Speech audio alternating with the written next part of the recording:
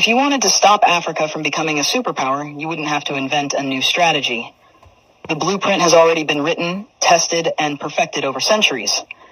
You'd start by making sure Africa never unites.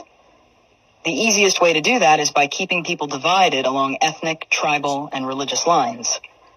If they ever start working together, remind them of past grievances. Stoke old wounds. Fund separatist movements. Keep border disputes unresolved. Make sure every time they take one step forward, they take 2 steps back because they're too busy fighting each other. You'd install leaders who serve foreign interests, not their people. Find the most corrupt, the most easily manipulated, the ones who crave wealth and status more than progress. Offer them power in exchange for loyalty. If a leader rises who actually cares about Africa, get rid of them. Assassinate them if necessary. But if that's too messy, just destabilize their government and back a coup. If they talk about nationalizing resources, make an example out of them. If they try to unite Africa, take them out before the idea spreads. You'd keep Africa economically weak by making sure it never industrializes. Let them export raw materials, but never process them themselves. Control the mines, the oil fields, the rare earth minerals. Keep them selling cheap and buying expensive. If a country tries to break free and build its own industries, sabotage it. Place sanctions, destabilize its currency, fund local opposition, crash its economy. If that doesn't work, orchestrate a civil war. People can't build when they're too busy trying to survive. You'd make sure their education system produces workers, not innovators. Teach them history that glorifies their oppressors. Make them think their cultures are primitive. Their ancestors were savages. Their future depends on foreign approval. Train them to memorize, not to think critically. Keep their best and brightest looking overseas for opportunities. Make them dream of escaping Africa rather than fixing it.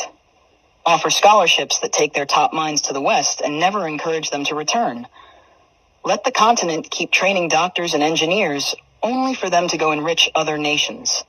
You'd control their narratives. Own their media. Control their stories. Dictate their image to the world. Make them believe they are corrupt, hopeless, eternally in crisis. Flood their screens with poverty porn and war zones. Show them charity ads that make them believe they are helpless without foreign aid. Downplay their successes. Twist their victories into isolated incidents. If an African country develops a groundbreaking innovation, credit a foreign investor. If an African leader implements a successful policy, frame it as an anomaly rather than proof of competence. You'd make sure they remain dependent. Drown them in debt. Offer loans with impossible conditions. Force them to privatize everything so foreign corporations own their water, their electricity, their land. When they struggle, give them just enough aid to keep them alive, but never enough to make them self-sufficient. Use charities to create a culture of reliance rather than resilience. Make them think foreign intervention is necessary, that they can't solve their own problems, that they always need help from the outside. You'd suppress their military strength. Keep their armies weak, their defense industries non-existent. Sell them weapons to fight each other, but never let them develop high-tech military technology. If a country tries to build a strong defense system, accuse them of being a threat to stability. Make sure they always need foreign peacekeepers, foreign military bases, foreign advisors controlling their security. Keep them vulnerable to invasion, coups, and foreign interference. The formula is simple. Divide, corrupt, exploit, miseducate, control. Keep them fighting each other. Keep them looking outside for solutions. Keep them poor, dependent, insecure. Make sure every attempt to break free is met with resistance so strong that the next generation thinks twice before trying again. This isn't a theory. It's history. The real question isn't how to stop Africa from becoming a superpower. It's how Africa can break the cycle despite every effort to keep it down.